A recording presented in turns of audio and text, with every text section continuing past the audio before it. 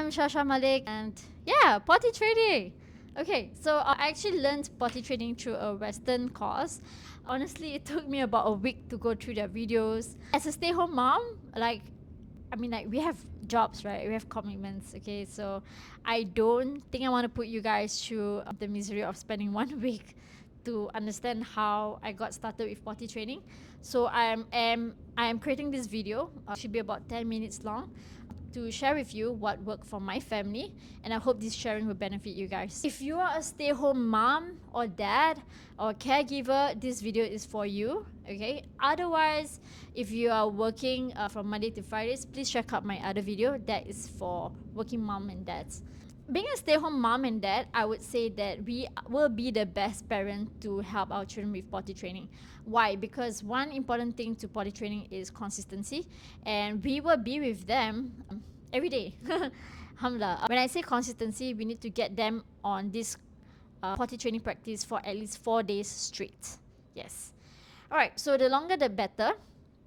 And let's get started. Okay, so the first thing I did with my children is that I help them recognize the feeling when they need to pee or pass motion. Okay, so they are number ones and twos. Personally, I would recommend starting with their number twos first, okay, because that's where the cues are more obvious. So, like in Malay, they say it's mengulas.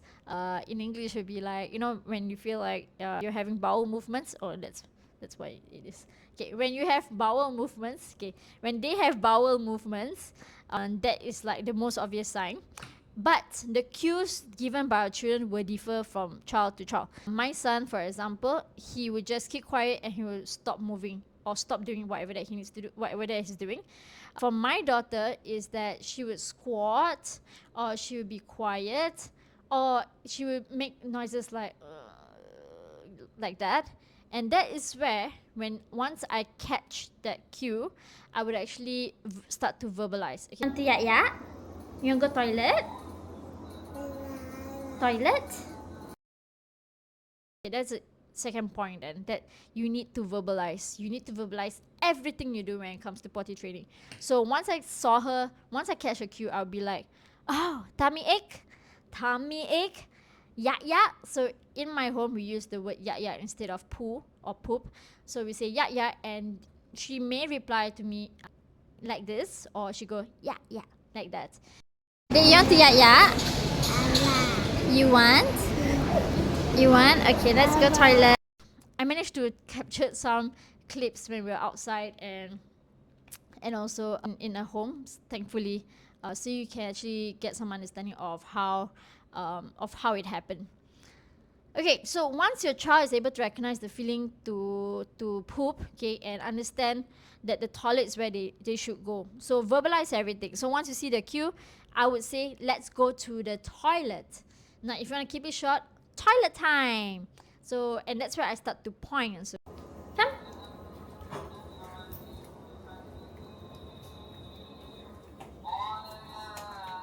Alright. So these are opportunities where you can actually teach your children to actually learn to point to things and say its name. That's one. And also to let them recognize where the toilet is. And even if they are urgent, I would actually purposely have my child to walk to the toilet, because I believe that that's also where they learn how to hold. And that works for my son, who is 4 years old now in 2026. And I'm teaching that to my daughter, who is 17 months old now in 2026. Being at home with your child actually is one huge advantage, because we have a lot more opportunities to practice. So now, being at home with my daughter, right, what I do is every 3 to 4 hours, I would purposely bring her to the toilet, and that's where I will let her do her number one. And this is effective, really, because at 17 months old now, right, I find from time to time, I find that she has dry diapers on throughout, and until I actually bring her to the toilet. But let's be honest, because even though we are at home, we have work, okay? Yes, housework is work, it's full time. Being a stay home mom and dad is full time, okay? So we can get easily distracted. So what I do is actually I set alarm. Yeah, every 3 to 4 hours. It's up to you. It depends on your child and it depends on the age also. So this is where you gotta learn your child cues and see what works for them. Okay. I've shared with you. Number one is to know their cues. Number two is create a routine. Okay, set an alarm because we get easily distracted. Now another thing is, if you're Muslim, this is also a great opportunity to actually teach them the dua. What do you baca first? Bismillah. Allahumma inni a'udzubika minal khubri wa khaba'ith. Amin. Okay. And what I do is I will read the dua aloud, and your child may not be, I mean, if they are young, they may not be able to recite yet, but believe that they are listening and they are learning through repetition. So sooner or later, they'll start to verbalize parts and parts of the dua. Yes. And what I do with my baby is that I get her to say Amin. Yes. So even though she needs to go to the toilet, like I will purposely we will walk to the toilet and stand outside and we'll make the dua. And once you say Amin, then we'll rush into the toilet. Once you're inside, okay, you need to make sure you have the necessary tools ready. The one that I've been talking about is the potty training seats with the ladder. It depends on parent to parent. Some parents probably prefer the potty seats, the one that the small one that is suitable for their height, and you can fake flush it. But at the end of the day, you have to take up the pail and have to throw back into the actual toilet. So I don't use that anymore. I bought that for my son because after his case, I had to reintroduce the toilet to him and I have to make him feel excited again to go to the toilet. So I bought that. But with my baby girl, I taught her straight to sit down on the potty training seats with the ladder. I did attempted to put her on the potty seat, the small one that I bought, but actually she ended up crying. Yeah, so I think she's been observing us, going to the toilet and sitting on that toilet bowl, and I think that's she prefers to do that herself. The potty training seat with a ladder is also an opportunity for you to teach them to do things independently. So my daughter actually prefers to climb up the ladder herself, and sometimes she prefers to climb down herself.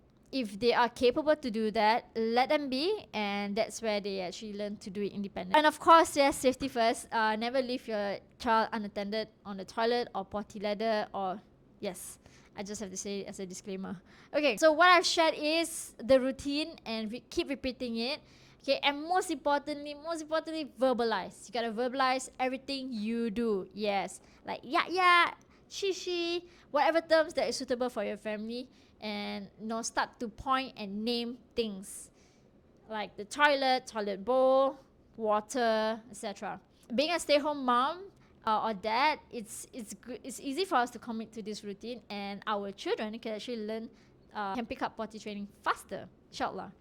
Do note that every child has different cues, so just focus on your child. Even within your family, you have 2 to 3 children, the cues may differ from child to child. So you just need to pick up their cues and support them in this. Potty training also gives you the opportunity to teach them to clean their hands after they're done in the toilet. So this is where you can teach them the soap and water and have them to learn how to wash their hands. I've put everything down in a PDF document, so if you don't have 12 minutes or 10 minutes to watch this video, or you just quickly want to, or you need a document to actually recall what I've just said, I put everything in my PDF document, and you just have to key in your email address and you get a document in your inbox.